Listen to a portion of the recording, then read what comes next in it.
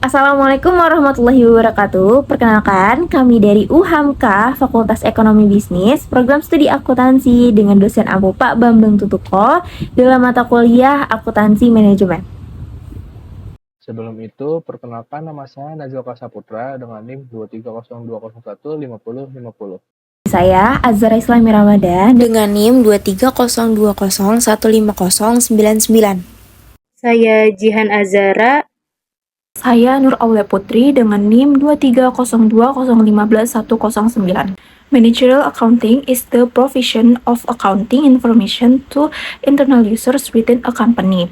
Managerial accounting is a company's internal accounting system and is designed to support managers' information needs. Jadi, akuntansi manajerial adalah penyediaan informasi akuntansi bagi pengguna internal di perusahaan. Nah, akuntansi manajerial ini adalah sistem akuntansi internal perusahaan dan dirancang untuk mendukung kebutuhan manajer akan informasi. Managerial accounting has three broad objectives. First, providing information for planning organizational activities. Second, providing information for controlling organizational activities. And third, providing information for effective decision making. Nah, akuntansi manajerial ini memiliki 3 tujuan yang luas. Yang pertama adalah menyediakan informasi untuk perencanaan kegiatan organisasi. Yang kedua adalah menyediakan informasi untuk pengendalian kegiatan organisasi.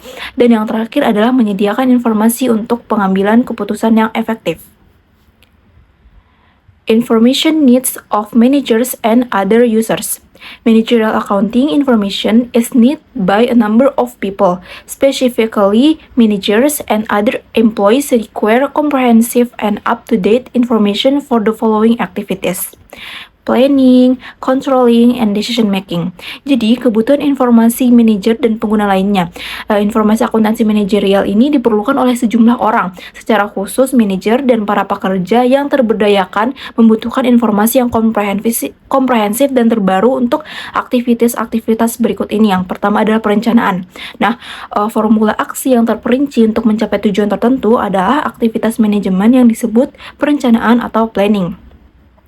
Perencanaan ini memerlukan penetapan sasaran dan pengidentifikasian metode-metode untuk mencapai sasaran tersebut. Contohnya, sebuah perusahaan dapat menetapkan sasaran untuk meningkatkan keuntungan jangka pendek dan jangka panjangnya dengan meningkatkan kualitas produk-produknya secara keseluruhan. Yang kedua ini adalah pengendalian. Perencanaan ini hanyalah setengah dari pertempuran.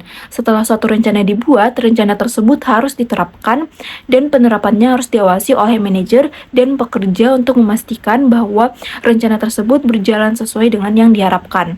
Aktivitas manajerial untuk mengawasi implementasi rencana dan melakukan perbaikan yang diperlukan ini disebut dengan pengendalian atau controlling. Dan yang ketiga ini adalah pengambilan keputusan. Proses pemilihan di antara berbagai alternatif yang bersaing disebut pengambilan keputusan atau decision making. Fungsi manajerial ini berkaitan erat dengan perencanaan dan pengendalian, sehingga manajer tidak dapat membuat rencana dan mengendalikan kegiatan organisasi dengan baik tanpa mengambil keputusan terhadap alternatif-alternatif tersebut. Lalu kita akan membahas tentang akuntansi manajerial dan akuntansi keuangan. Nah, terdapat dua macam sistem informasi akuntansi dasar, akuntansi keuangan dan akuntansi manajerial. Pertama, kita di sini akan membahas tentang akuntansi keuangan terlebih dahulu. Nah, fokus utama akuntansi keuangan adalah untuk menghasilkan informasi yang berupa laporan keuangan bagi pengguna eksternal, yaitu investor, kreditor, pelanggan, pemasok, dan serikat pekerja. Informasi yang dihasilkan akuntansi keuangan memiliki orientasi historis dan digunakan sebagai keputusan investasi, evaluasi pertanggungjawaban, aktivitas pengawasan, dan ketentuan peraturan. Lalu yang kedua ada akuntansi manajerial. Nah, sistem akuntansi manajerial itu menghasilkan informasi bagi para pengguna internal seperti manajer, eksekutif, dan juga pekerja. Oleh karena itu, akuntansi manajerial dapat disebut sebagai akuntansi internal atau internal accounting. Sama juga seperti akuntansi keuangan bisa disebut juga sebagai akuntansi eksternal atau external accounting. Nah, secara khusus akuntansi manajerial ini mengidentifikasi, mengumpulkan, mengukur, mengklasifikasikan, dan juga melaporkan informasi keuangan dan non-keuangan yang bermanfaat bagi pengguna internal dalam perencanaan, pengendalian, dan pengambilan keputusan. Lanjut, di sini kita akan membahas perbandingan akuntansi keuangan dan akuntansi manajerial. Yang pertama, di sini ada poin target pengguna. Nah, target penggunanya itu berbeda antara akuntansi keuangan dan juga manajerial. Kalau akuntansi keuangan itu target penggunanya eksternal, kalau yang akuntansi manajerial itu target penggunanya adalah internal. Yang kedua, ada batasan pada masukan dan proses. Nah, untuk akuntansi keuangan ini ada aturan yang harus diikuti untuk melaporkan keuangan perusahaan tersebut. Sedangkan kalau akuntansi manajerial itu tidak ada aturan yang mengikatnya. Yang ketiga ada jenis informasi. Nah, jenis informasi di akuntansi keuangan itu bersifat objektif dan yang manajerial itu informasi keuangan dan keuangannya itu bersifat subjektif. Lanjut untuk orientasi waktunya, akuntansi keuangan ini fokus orientasi waktunya itu historis atau masa lalu. Sedangkan akuntansi manajerial ini fokusnya pada masa depan. Lanjut di tingkat agregasi. Nah, untuk akuntansi keuangan ini tingkat agregasinya secara keseluruhan, sedangkan akuntansi manajerial itu evaluasi dan keputusan internal berdasarkan informasi yang terperinci. Terakhir ada luas. Akuntansi keuangan ini lebih mandiri, sedangkan akuntansi manajerial ini lebih luas dan banyak disiplin ilmunya. New themes in managerial accounting. First, new methods for calculating product and service costs. Second, customer orientation, strategic positioning, and value chain. Third, cross-functional perspective, total quality management, time as a competitive element, and fourth, efficiency. First, new method for calculating product and service costs. Problem, traditional cost accounting does not accurately record non-production costs. Solution, activity-based costing or ABC. Calculates costs based on activities, more accurate and detailed, focus on value-creating activities. Example, UPS using ABC for shipping efficiency and beating FitX. Jadi, yang pertama ini adalah metode baru perhitungan biaya produk dan jasa. Seiring berkembangnya teknologi dan kompleksitas produk, perusahaan kini memerlukan informasi biaya yang lebih akurat dan terfokus. Sistem akuntansi biaya tradisional seringkali tidak mencatat biaya non-produksi seperti kualitas buruk, kerusakan mesin, dan barang rusak, sehingga menghasilkan data yang tidak mencerminkan biaya sebenarnya. Sebagai solusinya itu, dikembangkanlah metode baru, yaitu Activity-Based Costing atau ABC. Metode ini tuh menghitung biaya berdasarkan aktivitas yang dilakukan dalam proses produksi atau layanan, kemudian memberikan informasi biaya yang lebih akurat dan rinci, dan menekankan pada hubungan biaya dengan aktivitas, bukan hanya produk akhir. Contohnya, perusahaan seperti United Parcel Service atau UPS menggunakan ABC ini untuk mengelola biaya aktivitas pengiriman, meningkatkan efisiensi operasional, bahkan mengalahkan kompetitor seperti FitX. Jadi, metode ABC ini membantu perusahaan menghilangkan aktivitas yang tidak bernilai tambah dan lebih fokus pada aktivitas yang menciptakan nilai bagi pelanggan. Second, customer orientation. Companies must provide superior value compared to competitors. Value is perceived benefits, reduced costs incurred by customers.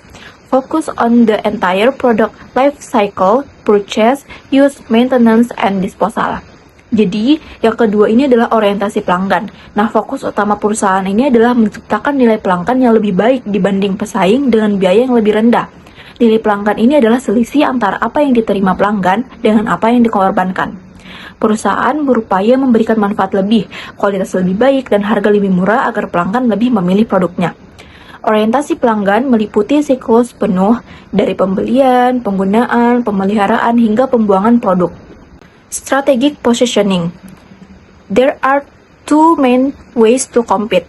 First, low cost, equally good products or service but cheaper. Second, differentiation, unique high-quality products and superior service.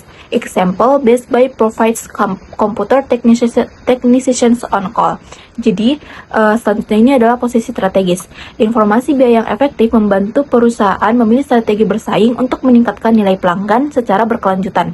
Ada dua strategi utamanya, yaitu yang pertama adalah kepemimpinan biaya. Memberikan nilai pelanggan setara atau lebih baik dengan biaya lebih rendah daripada pesaing. Dan yang kedua adalah diferensiasi produk. Menawarkan produk atau layanan superior dengan kualitas, fitur, dan pelayanan terbaik yang tidak dimiliki pesaing. Contohnya adalah Best Buy, dengan teknisi komputer yang siap membantu pelanggan kapan saja. Value chain, business process from start to finish, design, develop, produce, market, ship, serve. Goal, ensure each stage provides value to customers. Example, Apple focus on research before product release, FedEx excels in fast and accurate delivery, USPS creates new service for customer. Jadi yang terakhir ini adalah rantai nilai atau value chain. Rantai nilai ini adalah rangkaian aktivitas mulai dari merancang, mengembangkan, memproduksi, memasarkan, mengirimkan, hingga melayani pelanggan. Sistem akuntansi manajerial harus menelusuri informasi biaya di tiap tahapan rantai nilai. Contohnya adalah Apple, fokus pada biaya R&D sebelum meluncurkan produk baru. Kemudian ada FedEx, memanfaatkan rantai nilai untuk memastikan kecepatan pengiriman, delivery delayed is delivery denied. Terus yang terakhir ini ada USPS yang mengembangkan layanan baru yang tidak ditawarkan pesaing. Penekanan pada rantai nilai tidak hanya untuk pelanggan eksternal, tetapi juga internal, misalnya penyediaan suku cadang untuk departemen produksi. Selanjutnya ada perspektif lintas fungsi. Akuntansi manajerial harus memahami dan mengukur banyak fungsi bisnis. Pendekatan kontemporer terhadap perhitungan biaya mencakup biaya desain awal, modifikasi, produksi, distribusi, penjualan, dan layanan. Seseorang yang memiliki pemahaman yang baik tentang definisi biaya akan sangat berguna dalam menentukan informasi dan juga membuat keputusan yang tepat. Lalu ada total kualitas manajemen. Filosofi dari manajemen kualitas total yang ingin dicapai perusahaan adalah menciptakan lingkungan produk yang sempurna atau tingkat cacatnya itu 0. Penekanan pada kualitas juga telah menciptakan permintaan akan sistem akuntansi manajerial yang menyediakan informasi tentang kualitas, termasuk pengukuran dan juga pelaporan biaya kualitas baik dalam manufaktur maupun layanan. Lanjut, waktu sebagai elemen bersaing. Waktu adalah elemen penting dalam fase rantai ini. Perusahaan kelas dunia mengurangi waktu untuk meluncurkan produk atau layanan dengan memperpendek siklus desainnya, implementasi, dan juga produksi. Perusahaan-perusahaan ini akan mengirimkan produk atau layanan dengan cepat dengan menghilangkan waktu yang tidak menambahkan nilai untuk perusahaan. Lalu ada efisiensi. Meningkatkan efisiensi adalah salah satu poin penting. Dalam efisiensi diperlukan ukuran baik finansial maupun non-finansial. Biaya adalah ukuran penting dari efisiensi. Biaya harus ditentukan dengan akurat agar pengukuran efisiensi menjadi bermakna. Selain itu, produksi output harus terkait dengan input yang diperlukan dan dampak keseluruhan dari perubahan produktivitas. Selanjutnya ada peran dari akuntansi manajemen. Akuntansi manajerial itu penting dalam pengambilan keputusan bisnis. Contohnya di sini ada perusahaan Kicker, yaitu perusahaan yang memproduksi stereo mobil. Peran akuntan manajerial itu sebagai peran pendukung, yaitu membantu pihak yang bertanggung jawab atas tujuan organisasi. Nah, posisi dalam organisasi itu dibagi menjadi dua. Yang pertama itu ada line position atau posisi lini, yaitu bertanggung jawab langsung atas tujuan seperti direktur, manajer umum, divisi penjualan, divisi operasional. Lalu yang kedua ada staff position, yaitu posisi staff itu adalah mendukung, dia tuh tidak langsung bertanggung jawab seperti manajer pembelian atau akuntan biaya. Oke, selanjutnya di sini ada bagian organisasi. Contohnya di sini ada organisasi Kicker. Yang pertama itu jabatan yang paling atas itu ada CEO. Nah, CEO ini langsung mengawasi General Manager. General Manager ini dia mengawasi banyak divisi. Di sini yang divisi pertama adalah Sales and Marketing Manager. Nah, dalam divisi Sales and Marketing Manager itu dia mengawasi banyak divisi lainnya, yaitu ada marketing, product planning, sales, ada training juga. Nah, selain itu, general manager juga mengawasi operational manager, yang dimana operational manager itu terdiri dari maintenance, product operation, security, shipping, sama guarantee. Nah, selain itu, general manager juga mengawasi bagian administration, service, system information, purchasing, sama research and development. Oke, di sini ada controller atau manajer akuntansi. Controller ini berada di departemen administrasi dan dia juga mengawasi dari fungsi akuntansi. Controller ini dia bisa langsung melapor ke manajer umum dan CEO. Dan controller ini juga tidak punya wewenang langsung ke produksi, tetapi berpengaruh lewat informasi. Controller juga sering dianggap tim manajemen puncak, dikarenakan dia sering ikut serta dalam perencanaan, pengendalian, dan pengambilan keputusan. Lalu tanggung jawab controller di perusahaan besar itu biasanya di audit internal, di akuntansi biaya, atau akuntan keuangan. Di akuntan keuangan itu seperti laporan keuangan dan laporan SEC. Lalu ada sistem akuntansi dalam menganalisis, desain, dan pengadaan internal. Lalu yang terakhir itu ada pajak. Nah, akuntansi manajemen itu struktur di organisasi juga bisa berbeda-beda, dikarenakan audit internal itu bisa langsung ke direktur keuangan, dan departemen sistem itu bisa langsung melapor ke direktur lainnya. Dan controller itu terpisah dari treasurer di perusahaan besar. Nah, treasurer ini dia tuh mencari dana, mengelola kas dan investasi, memberi kredit, penagihan, dan asuransi. Lalu, akuntan manajerial harus mendukung manajemen di semua tahapan pengambilan keputusan. Nah, akuntan manajerial dia harus kompeten. Nah, kompetensi akuntan manajerial itu yang pertama adalah cerdas, terlatih, update perkembangan, memahami praktik internasional, hukum perusahaan, dan Sarbanes-Oxley of 2002. Lalu selanjutnya ada akuntansi manajemen dan kode etik. Yang pertama ada tujuan akuntansi manajerial. Nah, tujuan akuntansi manajerial yang pertama itu dikembangkan untuk membantu manajer memaksimalkan keuntungan perusahaan. Lalu yang kedua, tujuannya itu keuntungan sebaiknya dicapai melalui jalur legal dan etis, bukan hanya fokus pada hasil ekonomi. Lalu yang kedua ini ada ethical behavior atau perilaku etis, yaitu melibatkan pemilihan tindakan yang benar, sesuai, dan adil. Prinsip etika didasarkan pada tanggung jawab bersama demi kebaikan kelompok. Lalu yang terakhir ada pengorbanan kepentingan pribadi demi kepentingan kelompok merupakan inti dari tindakan etis. Selanjutnya ada poin ketiga yaitu core ethical values atau nilai inti etika. Di sini ada 10 nilai.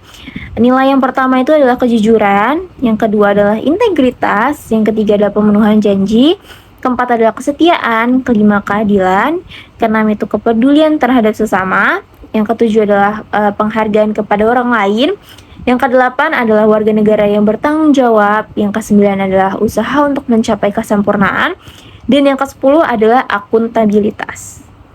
Oke, di sini poin keempat ada skandal akuntansi dan etika. Di sini ada beberapa kasus terkenal seperti Adelphia, WorldCom, HealthSouth, Parmalat, dan McKesson. Di sini kita ambil contoh dari kasus WorldCom.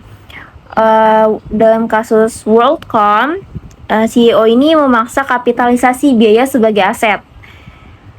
Sehingga menipu laporan keuangan yang berakibatkan denda besar dan penjara bagi eksekutifnya.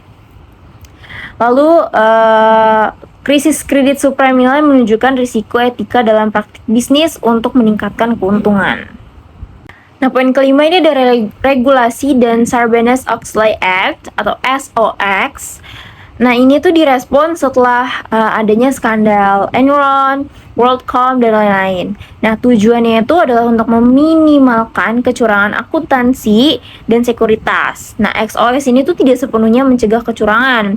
Contohnya seperti ada skema Ponzi, Bernard Madoff, dan Alan Sanford.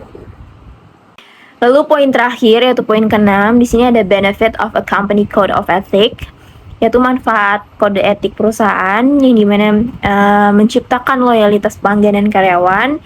Lalu keuntungan jangka pendek dari penipuan mungkin ada, tetapi bisnis jangka panjang itu memerlukan kejujuran dan kesetiaan.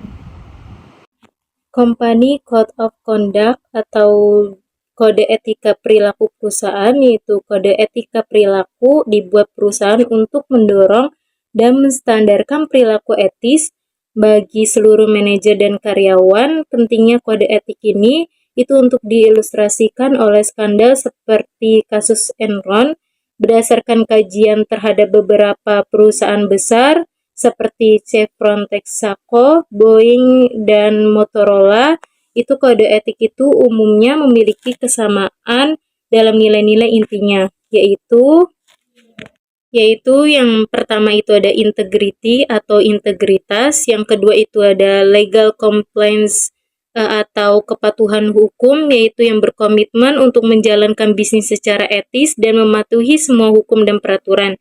Dan yang ketiga ada performance of duty and responsibility atau pelaksanaan tugas dan tanggung jawab, yaitu yang termasuk tanggung jawab kepada sesama karyawan, pelanggan, pemasok, pemegang saham, dan masyarakat. Nah, di kode etik ini biasanya melarang praktik-praktik seperti accepting bribes and inappropriate gift atau menerima suap dan hadiah yang tidak pantas, lalu ada melakukan transaksi orang dalam atau insider trading, yang ketiga yaitu menyalahgunakan informasi dan aset perusahaannya. Lalu di sini ada ethical behavior standard for management accountants. Sumber dan prinsip dasar standar etika, yaitu organisasi dan asosiasi profesional seperti IMA atau Institute of Management Accountants dan AICPA atau American Institute of Certified Public Accountants, itu merupakan standar etika yang mengikat para akuntan profesional. Standar yang ditegakkan dalam Statement of Ethical Professional Practice dari IMA yang direvisi untuk menyesuaikan dengan undang-undang seperti Sarbanes-Oxley Act. Prinsip-prinsip etika ini tuh meliputi yang pertama ada honestly atau kejujuran, lalu ada keadilan, fairness, dan objektivitas, dan yang terakhir itu ada responsibility atau tanggung jawab. Dan yang kedua ada 4 main standard to uphold, yang dimana 4 standar ini yang harus dipatuhi. Dalam setiap anggota IMA wajib mematuhi 4 standar utama seperti yang pertama itu ada kompetensi, yang kedua ada kerahasiaan, yang ketiga ada integritas, yang terakhir ada credibility. Lalu yang ketiga ada resolving ethical conflict, yang dimana ketika menghadapi masalah etika, langkah-langkahnya yang harus kita ambil itu, yang pertama yaitu dengan diskusi dengan atasan langsung, yang kedua konsultasi dengan penasihat etika IMA, yaitu untuk memahami pilihan tindakan yang mungkin, yang ketiga yaitu berkontribusi dengan pengacara mengenai kewajiban dan hak hukum. For management accountants, yaitu sertifikasi bagi akuntan manajerial. Yang pertama itu ada purpose and benefit of certification, yaitu tujuan dari manfaat sertifikasi itu yang pertama itu mempromosikan perilaku beretika, yang kedua itu membuktikan bahwa pemegang sertifikasi ini tuh udah mencapai tingkat kompetensi profesional minimum, yang ketiga itu didorong oleh banyak organisasi karena mencerminkan komitmen terhadap kompetensi yang profesional.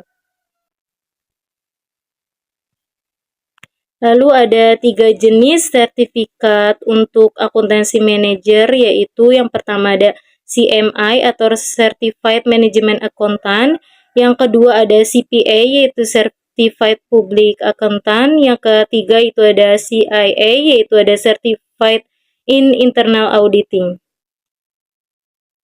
Dan untuk CMI itu khususnya itu untuk akuntansi manajerial. Lalu materi ujiannya tuh sangat luas, mencakup ekonomi, keuangan, akuntansi, analisis keputusan, dan perusahaan beri insentif bagi sponsornya. Terus yang kedua itu ada CPA. Nah, sertifikat ini tuh paling terkenal dan sertifikat tertua, dan ini fokus pada auditor eksternal dan diperlukan izin hukum untuk audit, dan banyak juga akuntan manajerial yang punya dengan sertifikasi CPA. Sekian dari kelompok kami, kurang lebihnya mohon maaf. Wassalamualaikum warahmatullahi wabarakatuh.